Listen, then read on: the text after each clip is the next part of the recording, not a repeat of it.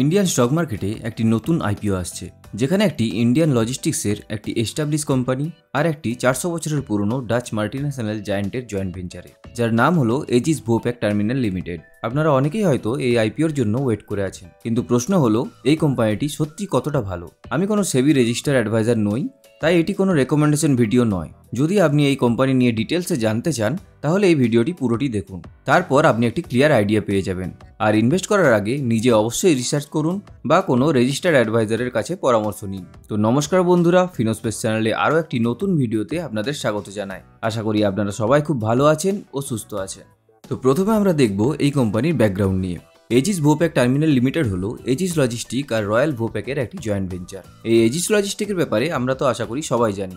যদি কেউ না জেনে থাকেন তাদের জন্য একটু ছোট্ট করে বলে দিই। এজিস লজিস্টিক্স একটি ইন্ডিয়ান কোম্পানি, যারা এলপিজি আর লিকুইড স্টোরেজ ইন্ডাস্ট্রিতে অলরেডি এস্টাবলিশ একটি কোম্পানি। আর অন্যদিকে রয়্যাল ভোপ্যাক হলো নেদারল্যান্ডের একটি 400 বছরের পুরনো কোম্পানি, যারা 25টিরও বেশি দেশে 80টিরও বেশি টার্মিনাল অপারেট করে। এই দুটি কোম্পানির জয়েন্ট ভেঞ্চার বা পার্টনারশিপেই তৈরি হয়েছে এজিস ভোপ্যাক টার্মিনাল লিমিটেড। এরপর আমরা জানবো এই কোম্পানির বিজনেস মডেলের ব্যাপারে। এই কোম্পানির মেন বিজনেস হলো এলপিজি স্টোরেজ এবং হ্যান্ডেলিং করা, লিকুইড ইন্ডাস্ট্রিয়াল কেমিক্যাল স্টোরেজ করা, আর পোর্ট বেসড টার্মিনাল ম্যানেজ করা। এছাড়া বিভিন্ন ভ্যালু অ্যাডেড বিজনেস তো আছেই। এই মুহূর্তে এভিটিএল এর 6টি বড় বড় পোর্টে টার্মিনাল আছে, যেগুলি হলো পিপাহাব, কান্ডলা, মুম্বাই, হলদিয়া, ম্যাঙ্গালোর আর কোচি। এবার আমরা দেখব এই কোম্পানির স্ট্রেংথসের ব্যাপারে। এভিটিএল এর সবচেয়ে বড় স্ট্রেংথ হলো এদের স্ট্র্যাটেজিক পোর্ট লোকেশন। এছাড়া ইন্ডিয়াতে এলপিজি আর লিকুইড ইন্ডাস্ট্রি প্রোডাক্টের ডিমান্ডও ননস্টপ গ্রো করছে। এছাড়া গভর্নমেন্টের এনার্জি ট্রানজিশন ইনিশিয়েটিভে এলপিজি ইউজকে আরও বেশি গুরুত্ব দেওয়া হচ্ছে। চলুন এরপর আমরা এই আইপিওর কিছু ডিটেলস দেখে নিই। এই আইপিওটির সাইজ হলো 2800 কোটি টাকা। আইপিওর প্রাইস ব্যান্ড রাখা হয়েছে 223 থেকে 235 টাকা পার শেয়ার। এর লট সাইজ হলো 63 শেয়ার, মানে আপনি যদি বিড করতে চান মিনিমাম আপনাকে 63 শেয়ারের বিড করতে হবে। আর এই আইপিওটিতে কোনো অফার ফর সেল নেই, এখানে পুরোটি ফ্রেশ ইস্যু আছে। এর মানে হলো এই আইপিও থেকে যা টাকা উঠবে সেটা কোনো ইনভেস্টরের কাছে যাবে না, পুরোটি যাবে কোম্পানির কাছে। আর কোম্পানি এই টাকাটিকে নিজের গ্রোথের জন্য ইউজ করতে পারবে।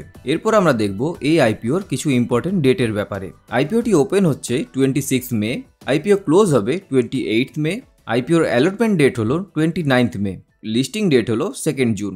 এই কোম্পানিটি এনএসসি এবং বিএসসি দুটি এক্সচেঞ্জে লিস্টিং হবে। এরপর আমরা দেখব যে এই কোম্পানি আইপিও থেকে টাকা উঠিয়ে কি কাজে তারা টাকাটি ইউজ করছে। অ্যাপ্রক্স 2000 কোটি টাকারও বেশি যাবে ডেট রিপেমেন্টের জন্য, মানে কোম্পানির উপর যে লোন আছে সেটা পেমেন্ট করার জন্য। 672 কোটি টাকা যাবে ম্যাঙ্গালোরে একটি নতুন ক্রায়োজেনিক এলপিজি টার্মিনাল বিল্ড করার জন্য। আর বাকি টাকাটা যাবে ওয়ার্কিং ক্যাপিটাল আর জেনারেল কর্পোরেট পারপাসে।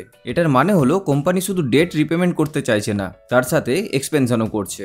এরপর আমরা কোম্পানির কিছু ফাইন্যান্সিয়াল পারফরমেন্স আর এই আইপিওটির ভ্যালুয়েশন নিয়ে দেখে নিই। কোম্পানির কনসলিডেটেড ফাইন্যান্সিয়াল দেখতে গেলে রেভিনিউ গ্রোথ স্টেবল আছে, মার্জিনও ডিসেন্ট আছে, আর লোন রিপে করার পর ডেট টু ইকুইটি অনেকটাই কন্ট্রোল লেভেলে থাকবে। কিন্তু একটা ইম্পর্টেন্ট অ্যাঙ্গেল হলো ভ্যালুয়েশন। আইপিওর প্রাইস ব্যান্ড অনুযায়ী এই কোম্পানির মার্কেট ক্যাপ হতে পারে 26,000 কোটি টাকার মতো, কিন্তু অনেক অ্যানালিস্টদের মতে এটা একটু এক্সপেন্সিভ ভ্যালুয়েশন। তবে ইনফ্রাস্ট্রাকচার বেসড কোম্পানি যদি ঠিকঠাকভাবে স্কেল করতে পারে, লং টার্মে এই ভ্যালুয়েশন জাস্টিফাই হয়ে যেতে পারে। এরপর আমরা দেখব এই কোম্পানির কিছু রিস্ক ফ্যাক্টর নিয়ে।